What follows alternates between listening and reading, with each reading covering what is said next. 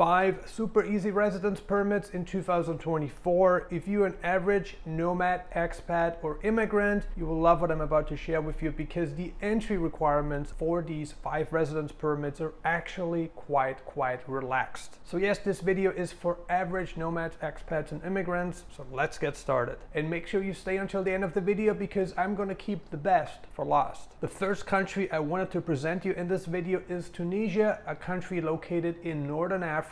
It is an ex-French colony. Tunisia borders Libya and Algeria. Tunisia is not the country that you hear a lot about on this platform. It is an under-the-radar country. It is a country that millions of Europeans vacation in every single year. Yet it isn't really a country that a lot of people are talking about in terms of residence permits, immigration. It isn't a country that's been made famous on YouTube at all. It is a country that is still in its infant stages in so many ways, yet it is a country that actually has a lot to offer. At the time of shooting this video, Tunisia got a population of roughly 13 million people. It's actually slightly under 13 million right now. And with a median age of 32.3 years, Tunisia is one of the younger countries in the hemisphere. We're now comparing Tunisia with Europe, not necessarily Northern Africa or Africa, because Africa is the continent with the lowest median age out of all the continents on this planet. Tunisia is a majority Muslim country, so Islam is the dominant religion in Tunisia. As I pointed out, Tunisia is a very popular tourist destination for Europeans, especially in the summertime, but it's also become quite popular in the wintertime because of its mild climate and because of its geographic location. Tunisia is sitting on the Mediterranean Sea, offering a variety of interesting things such as beautiful beaches, water sports, and much more. If you want to get a residence permit in Tunisia, I think the proximity to Europe is something that's very interesting. Because of its geographic location and demand for tourism, you can get direct flights from Tunisia to most Western European countries, including Germany, France, Spain, and United Kingdom. Obviously, there are direct flights to Morocco, the United Arab Emirates, Egypt, and Turkey.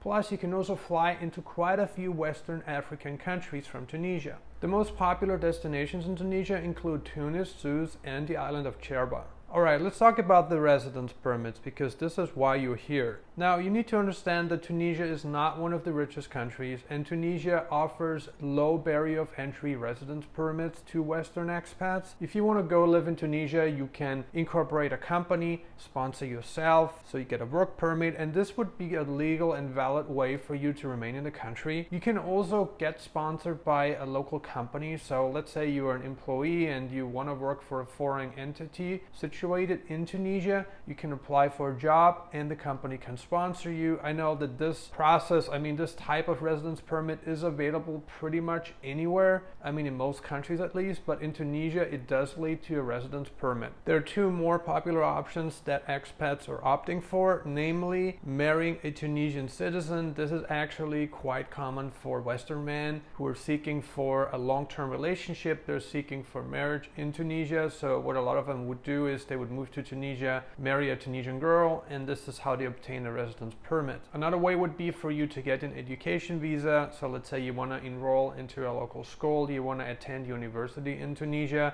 then this would also get you a residence permit. What about taxes in Tunisia? Tunisia does not offer a territorial tax system. Tunisia taxes its residents on their worldwide income. So if you have income from abroad, you are subject to personal income taxes, capital gains taxes in Tunisia. Tunisia is not a very tax-friendly country, and Tunisia offers progressive tax rates. So you really have to ask yourself, do I want to be living in Tunisia paying these taxes while enjoying the beautiful sceneries, while enjoying good climate throughout the year and the proximity to Europe? Is it worth it? This is a question that you have to answer for yourself. Something that I actually forgot to mention about Tunisia is that the main languages in Tunisia are Tunisian Arabic and French. Paraguay offers one of the easiest residence permits in the entire world. If you've been following this channel, you are aware of the fact that we've been backing Paraguay a lot in recent days. And it is because of the country's consistent liberal immigration policies that we decided, hey, we probably should be looking further into Paraguay and even be promoting the country on the channel, which we decided to do to well over a year ago, and Paraguay has had a really good time lately. You know, it's growing, it's developing, lots of positive things are happening in Paraguay. Paraguay is a country located in the heart of South America. It borders Bolivia, Argentina, and Brazil. While Paraguay is not the most populous country in South America, it is a country that offers a territorial tax system, which says that in the event of you bringing income into Paraguay, you know, the income is from abroad and you want to bring this income with you into Paraguay, you will not be taxed on your foreign sourced income in Paraguay,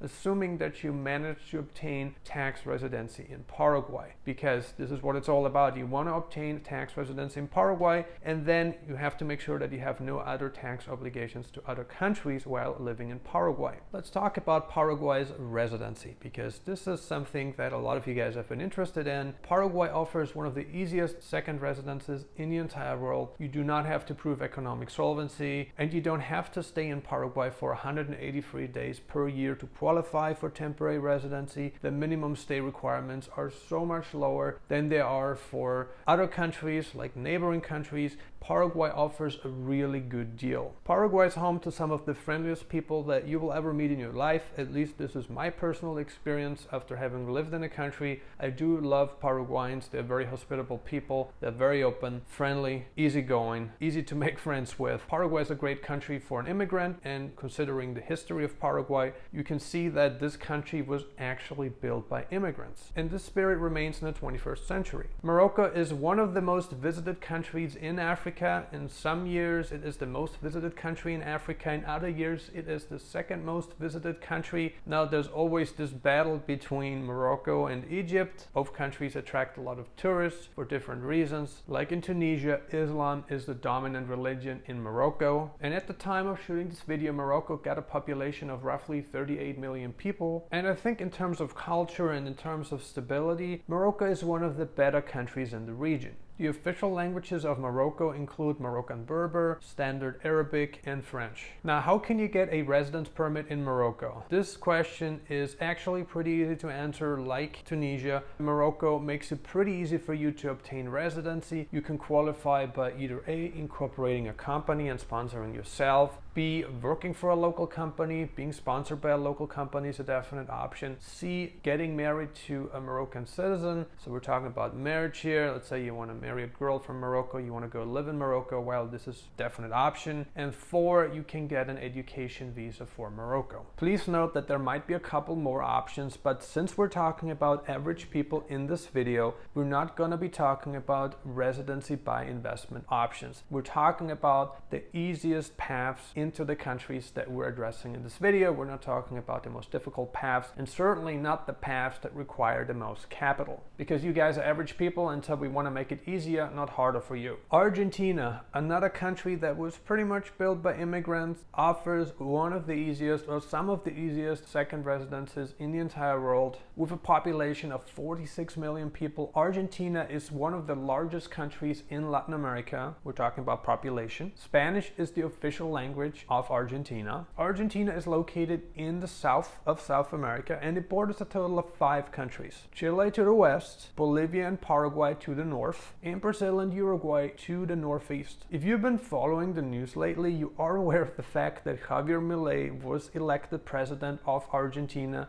and he is implementing some major reforms to get the country back on track. And Argentinians are actually really excited about the changes implemented by the new president. And he's a guy who even flies economy class to not waste taxpayers' money, which is something that is definitely appreciated by the average Argentine. Since Argentina is a country located in South America, and since Argentina was built by immigrants, you will see some of the most liberal immigration policies ever. Some of the ways for you to qualify for residency in Argentina include asylum, include religious reasons, include education, include so many different, options where you're like, hey, this is actually a really liberal country because it offers so many different paths to residency that we don't really see offered by different regions on this planet. But in Latin America, it's just so much easier to get residency than in many other countries. Academics, students, sportsmen, scientists, all these people can get residence in Argentina pretty easily if they have the right offer in place. Family reunification, or if you want to retire in Argentina and have income to prove. I mean, all these are valid reasons for you to come to Argentina, and you can qualify for a residence permit if you meet the requirements. The Argentine peso had a really tough time lately. Inflation has skyrocketed in Argentina in recent years, and because of that, the local population has suffered a lot. Now, if you're coming to Argentina and you're bringing foreign income with you, you're bringing foreign currency with you, chances of you having a good time in Argentina are actually quite high. There are talks about implementing the US dollar in Argentina, but whether these talks will actually turn into actions and whether these actions will actually turn into fruition in terms of the promise is yet to be discovered. Last but not least, we have the Philippines. One of the most popular countries for retirees, definitely the most popular country for American retirees in Asia. The Philippines has been offering the SRRV program for quite some time now. The special resident retiree visa has been available for a number of years, and it's very friendly towards American veterans, American retirees. And how it works is that as long as you have an income of, say, at least $800 a month, so this can come from Social Security, you have to put down a deposit of $10,000. If you come to the Philippines without an income, the deposit is going to be $20,000, but there's no income requirement. So you have options to choose from. If you are bringing some income with you, the minimum deposit will be placed lower, and if you're not bringing any income with you, then the deposit will be higher. The Philippines is the kind of country that a lot of people want to retire in because of its great lifestyle. I mean, the Philippines offers the kind of lifestyle that so many retirees are after, specifically talking about the beautiful beaches the country has to offer, the tropical weather. Another big plus of living in the Philippines is that English is widely spoken in the country, which makes it so much easy for Western expats. Which of the discussed residence permits are you interested in? Share your thoughts in the comments below. Thank you so much for watching Nomad Elite. If you're interested in obtaining a residence permit, please feel free to reach out to us now. You should see our website displayed right below the video. We see you on the next video.